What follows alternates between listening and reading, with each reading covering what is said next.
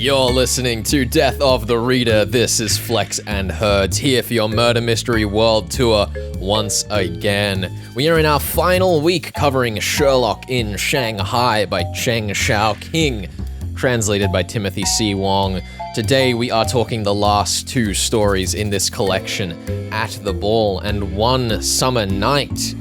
And Sherlock in Shanghai himself, Ho Sang, is mysteriously absent. I was going to say, why are we looking at this collection of Sherlock in Shanghai when we are neither following the Chinese Sherlock nor in Shanghai? What is going on there? I'm very confused. I'm very confused by this development, Flex. I mean, we've kind of been seeing over the course of this collection Ho Sang and Balang disappear more or less from the scene. Yeah. The last time they appeared was in The Cat's Eye. Yeah. Which is the last story we covered this week, which is why I kind of split these up so that these last two stories are without Ho Sang and Balang. Yeah, it's very strange, yeah. There is a note at the end of the book that we're talking about, with Cheng Xiaoqing's life, that we're also going to be talking about today. It doesn't really provide any clarification for why our two detectives, Sherlock and Watson, were left out of this section of the book. And it's really interesting because neither of them is much of a mystery in any standard sense. And yet you've still given me something to solve. So that's fine. But no, I mean, especially in the ghost story, we literally have a Chinese ghost story as one of the 7 stories that have been chosen to best represent Cheng Xiaoqing's work. Yeah. We follow, rather than detective, we follow Old Man Wang, the ancient old storyteller gentleman saying, I'm going to tell everybody a story about a ghost who committed suicide. Yeah. And he doesn't get to finish the story, and it's this whole ghost story deconstruction, which I loved, by the way. I loved reading through that story, but there isn't really a murder mystery there. There isn't really a puzzle so much as there is a death and a why they died, and some interesting tidbits about gallbladders. Yeah. The kind of curious thing is that we have had footnotes from Timothy Wong through the course of this book that have said, this has appeared in another Ho Sang story. So this isn't even fully representative of the full collection of works on Ho Sang. Yeah, I'd be very curious to actually ask Timothy there why they've actually included these stories in the first place. I suppose that for us on this show, I mean, as part of this kind of collection, it shows us the broader palette. And I mean, we should be remiss to mention that the South China Swallow does seem to kind of star in the At the Ball story. So there is some broader contextualization of this character in the kind of the Wo Sang Bao Lang South China Swallow love triangle. Yeah.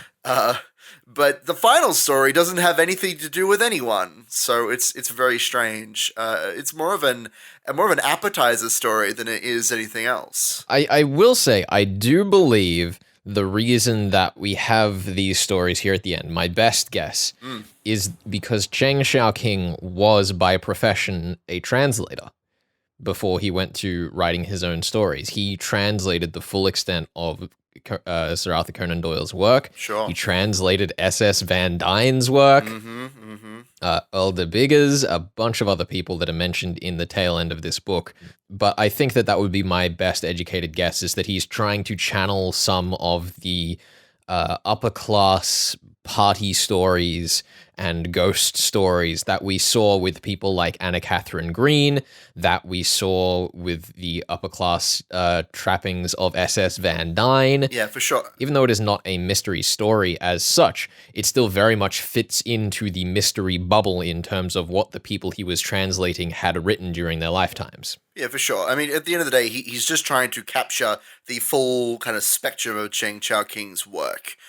So we're not just looking at this very narrow kind of interpretation of, yes, he's the Arthur Conan Doyle of China, which may be accurate, but we get a broader idea of the kind of stories that they like to write and that they are interested in. And I mean, a Chinese ghost story, I don't know if there's anything more kind of classic, at least by reputation. So I do appreciate the blending of the supernatural and the real. And admittedly not being super familiar with Chinese fiction in general, and that's hopefully what we can get into over the stories that we're going to be covering later down the line on Death of the Reader.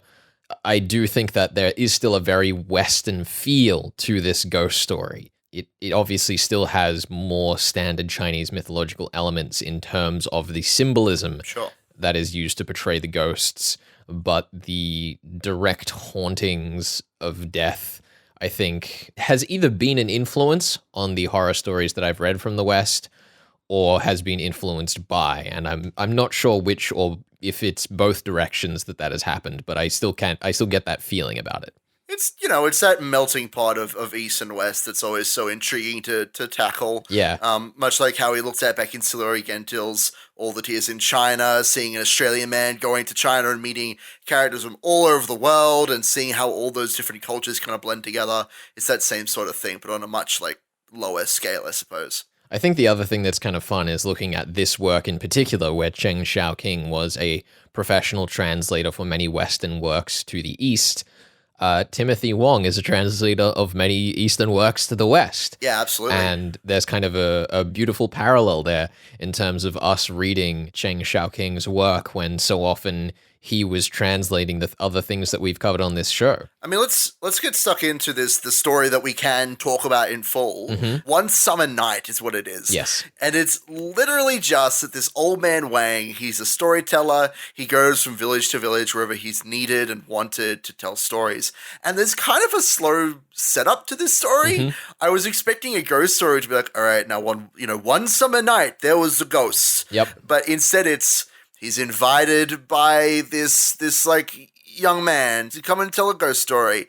And there's a childish little girl who doesn't care about ghosts. And there's an older girl who only cares about makeup and boys. And there's an old lady who's falling asleep. And it's like, what kind of an audience is this?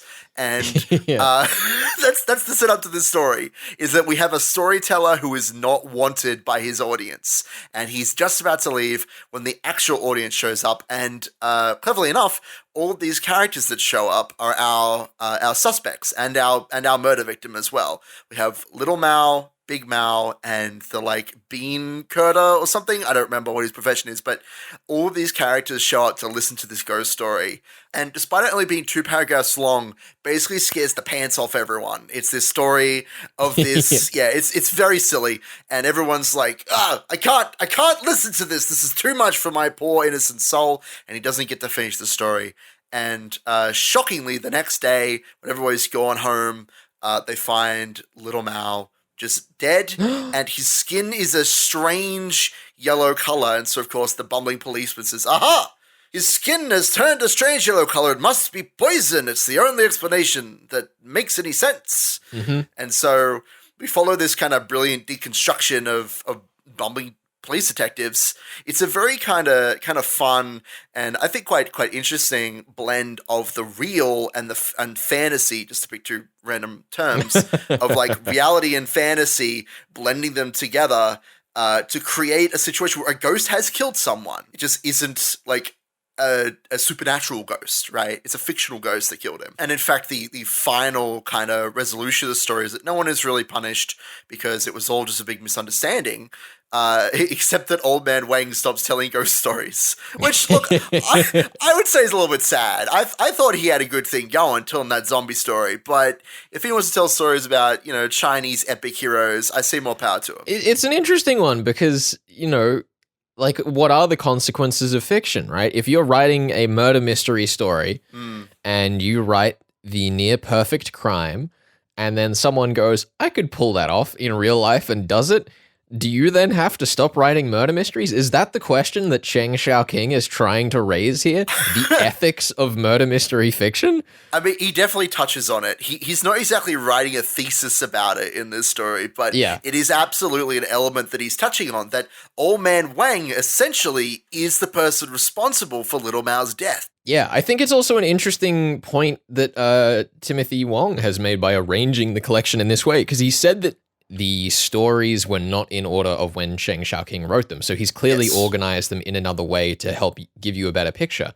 And I think that One Summer Night gives an excellent footnote to The Shoe, the first story in this collection, where this young man is punished for essentially throwing a shoe onto a balcony, harming no one, and being overtly flirtatious. Yeah. Which, you know, isn't necessarily a good thing, but he's punished for it. Whereas in this other story, this man has more or less done the same thing and gets off completely scot-free. It's kind of an interesting bookend to the story of these two stories of punishment for indirect crime. Yeah, I mean, it's showing us where Cheng Xiaoqing actually draws the line between responsibility and like causation versus, you know, having a comeback for your sins and your misdeeds. I do appreciate that Timothy has obviously tried to create this sort of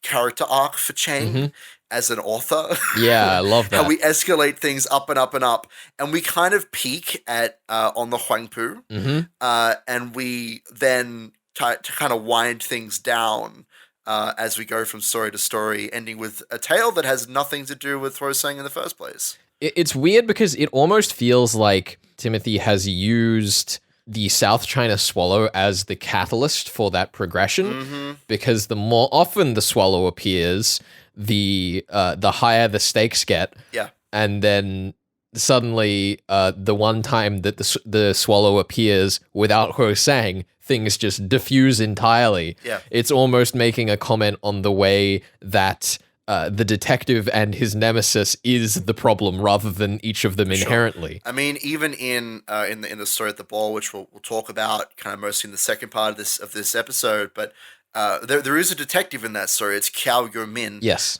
Who is trying to catch the South China Swallow, and he has a vendetta against him, but it doesn't feel nearly as earned. It might not be the right word, but it doesn't feel nearly as tangible as the rivalry between Rosang. Yeah. It's less of a rivalry and more of just he's out for a collar to make his career look good. Yeah, potentially, yeah. But yeah, I think let's give a quick introduction to that story, and then we will throw over so you can finish reading that before we discuss it in the tail end of today's episode. Let's solve a mystery. So basically, Kiao Yumin is brought in to try and solve a little puzzle. Yeah, I was gonna say, it's not really solving, it's solving something that has yet to happen, because Exactly.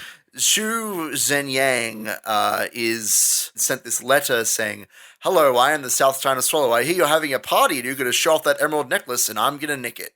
And so Kiao Yumin is given the task of preventing that robbery. I'm going to let you know, when I first looked at this, I thought, well, obviously, Kiao Yumin is like the South China Swallow in disguise. But I don't know that holds water. We'll talk about that later. But yeah, essentially, the emerald necklace has been stolen, and I believe I need to decide upon who has the necklace. Is that correct? Here's the thing, is obviously, given the South China Swallow's characterization, we know that they are a Robin Hood type. They steal from the rich and give to the poor. For sure. So your goal today, Herds, is to figure out if and how the South China Swallow got away with it. Well, I'll let you know. I don't think it's going to be Kiao Yumin, because he's the one who's in charge of it. And if he's like, oh, the South China Swallow's going to turn off the lights, and that's how he's going to get away with it. If that was the setup, he has failed at that setup because the lights did not go off. And we have Chu Zhen Yang. I don't think it's him. And we also have this gentleman named Tang Dong Mei, who's kind of the bumbling love interest, who he's like, I'm going to hook that necklace back on, and he drops it, and it's like a really awkward love sequence. Oh, yes. I don't think it's him. Yeah, he's almost too suspicious. He's too obvious. We only have 3 other characters, and typically in murder mysteries, when you're provided with a whodunit and we only get 3 options, it's usually a 4th. We have a fat man, a thin man with a mustache, and a lady wearing silk. So I think what's going on here, the 4th option, I think that all 3 of these characters are going to turn out to be in on it. I think it's going to be the South China Swallow and his 2 henchmen. Goodness. That's what I think is going on. The only thing that I could pick up on is that the lady wearing silk is described as not being as mesmerized as the other 2. So I think that they're trying to feign attention. So if I had to pick one, I'd pick her, but honestly, it could be any of them. All right. Well, Herds. That's my thoughts. I think that's enough of an answer for me. Let's throw over we will be back with more discussing Cheng Xiaoqing's Sherlock in Shanghai in just a second as Herds gets a chance to read through the tail end of this story. You're listening to Death of the Reader. We are Flex and Herds.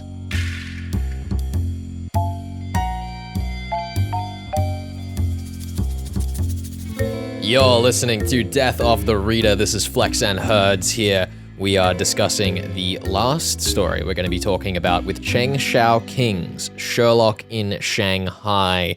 Herds. Flex. At the ball, the emerald necklace has been stolen, allegedly, by the South China Swallow. You said it was probably the woman and her two accomplices, the South China Swallow and two henchmen. You know what? It's fine. There were no accomplices. It's fine. Look, who needs accomplices in this day and age? I thought, here's what I was thinking, is that because, you know, the South China Swallow has been compared to Robin Hood, I thought we were going to meet his, like, merry men. I thought that was where this was going. Yeah. And they were going to, like, play hot potato. I kind of got that impression from your jab at a solution. Yeah, I thought that we were going to play hot potato with the necklace as they were, like, trying to get it out. But it literally was just that they said, you know, we're going to search everyone and get the necklace back. And then the detective was like, oh, wait, it's in my pocket. It's totally fine. And he doesn't bother checking to see if it's real before he sends everyone home. It's so weird. Here's the thing, Herds. Yeah. I'm still, to this day, having read the solution, suspicious because awkward, bumbling love interest boy, Tang Dong Mei. Best boy. Tang Dong Mei. The first thing he says after the crime has taken place is, does that mean you're going to frisk the women too?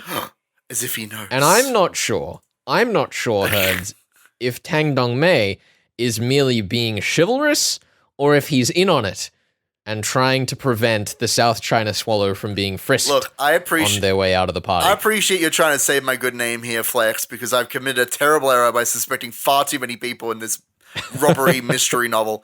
But let's be clear, Tang Dong Mei is apparently worried that he would be suspected, so that's like something on his mind. That's why he's so panicky. That sounds like someone who's worried they'd be suspected would say. I know, he is worried they'd be suspected because he's like, I don't want to get thrown out of my own fiance's ball.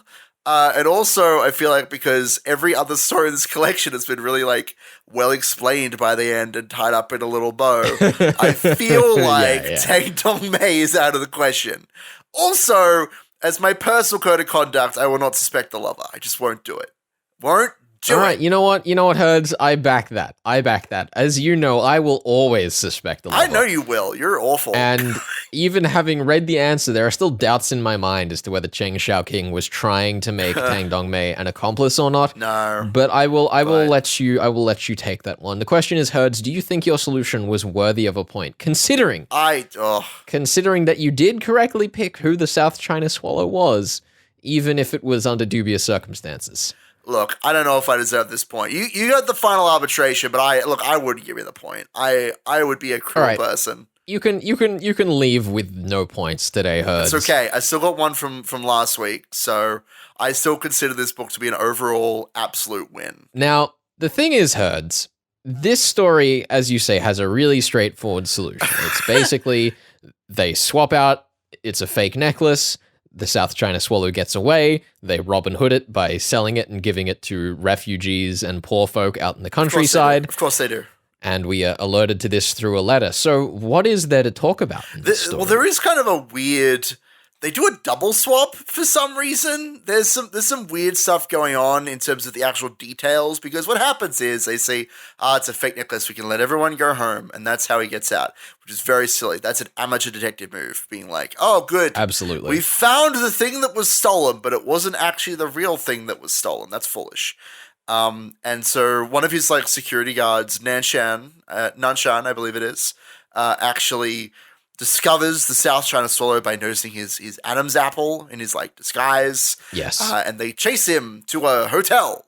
And it's all, we have him surrounded. We're going to take him in. But he's just not there. Mm-hmm. He like escaped out a window despite saying that the place was surrounded. But it's okay because the necklace is the real necklace is in the pile of silk but that's also a fake. But there's also a letter saying thank you for the necklace. So depending on whether they found the fake necklace or the letter first, wouldn't that significantly change his plan? His plan doesn't make a lot of sense, is all I'm saying, for that phase. Well, the South China Swallow has, ostensibly, by being able to place that letter and the fake necklace, been allowed to escape. But why did he plant another fake necklace? Why not just leave the letter? I think, Herds, my interpretation of the matter was that the South China Swallow had a second fake necklace as in case they needed it, for example. Let's say, for example, that they wanted to plant one in someone's pocket and put the fake back around Yufeng's neck. Why would you need to? But then you'd have two necklaces. It would be obvious immediately that there's one a of them was distraction and you have additional time to escape, Herds. No, that's ridiculous. But they decided that they didn't need it. You don't need two fake necklaces because he has a letter. He has a necklace and a letter. Why does he need two fake necklaces and a letter to show the detective that he's better than them? It doesn't. It's unnecessary. Okay, Herds, I'm saying the second one was a contingency. The letter was the taunt. But look, I agree the letter is the taunt, but I don't think in a murder mystery novel you don't need to write this contingency nonsense because it's supposed to be, as all of the other stories have been, tied up together quite neatly. Sometimes with child murder, but just dependent on the story. God, don't remind me.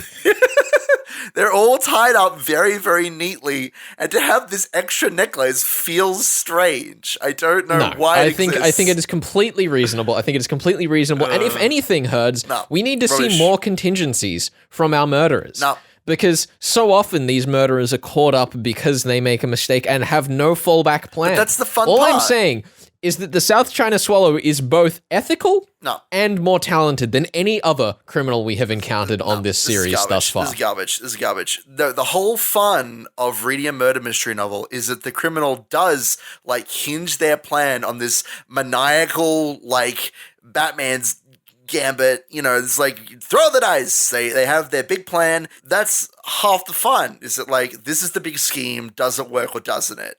I'm just saying, why do we need a contingency? Herds, as we have discussed on this episode, Cheng Xiaoqing was a translator who translated to Chinese the works of one SS Van Dyne.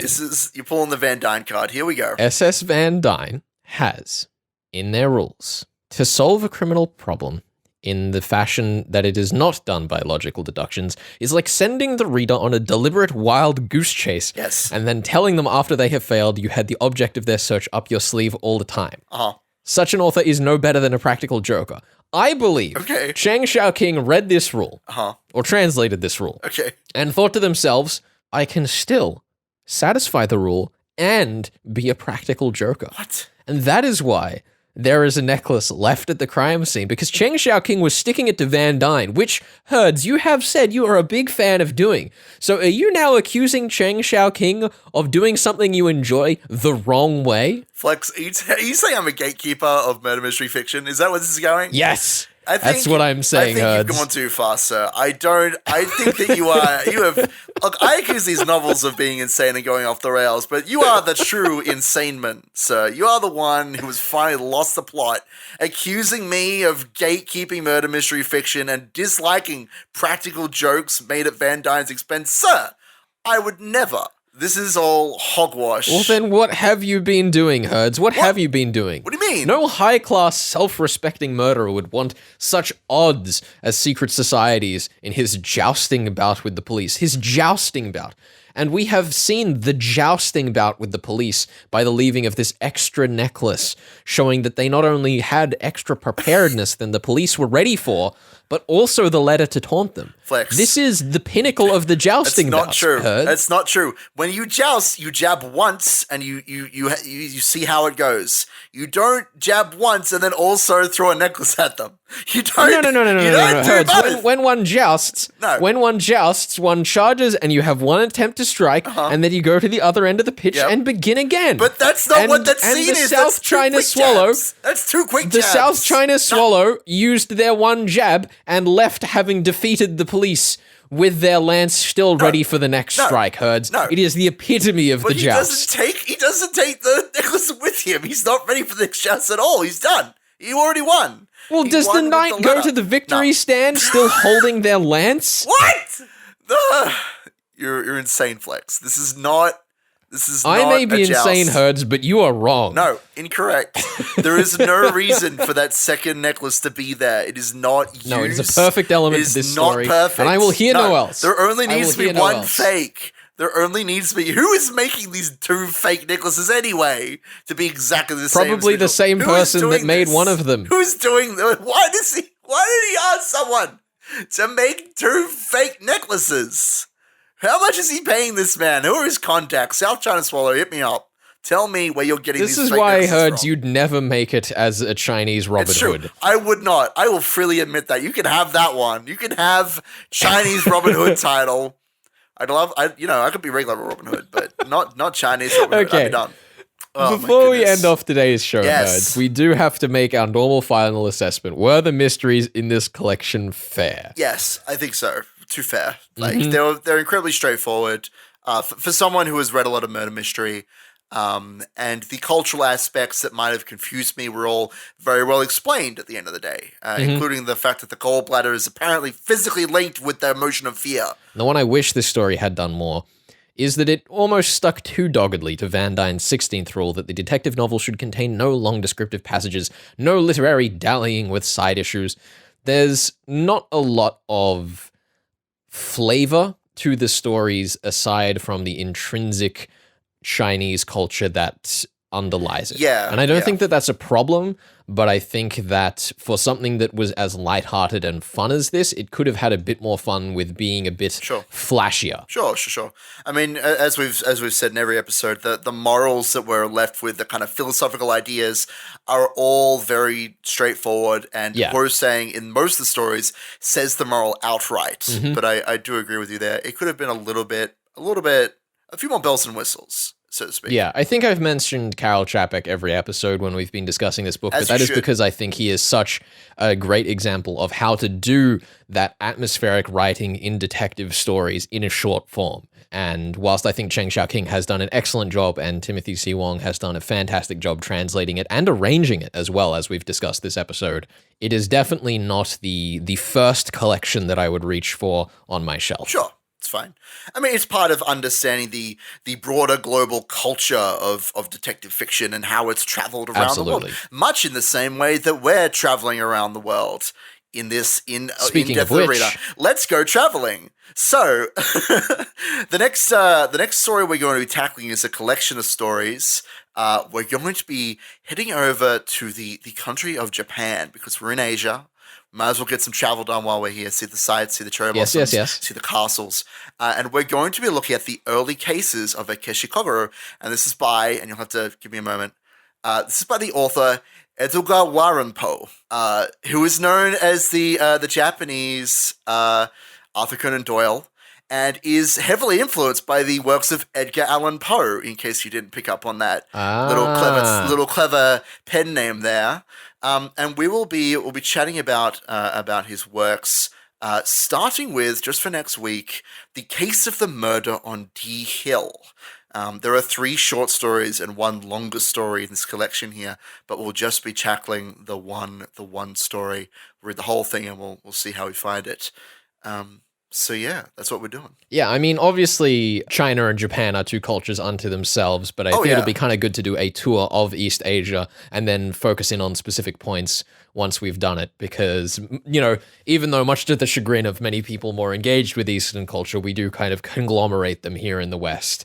And it'll be good to get a snapshot that we can then zoom in on. Yeah, I think it'll be really interesting to look at the specifics of this author, because we'll find that in the same ways that Cheng Xiaoqing has some very straightforward stories, Mr. Edogawa Ranpo, he actually incorporates some kind of grotesque themes, I would say, into his work. So the stories themselves are going to be, I would say, M-rated, even though we'll try and keep things kind of PG on the show here. But there's some very interesting stuff going on that I'm excited to dig into. All right. Well, thank you for joining us on Death of the Reader as we discussed Cheng Xiaoqing's Sherlock in Shanghai, translated by Timothy C. Wong.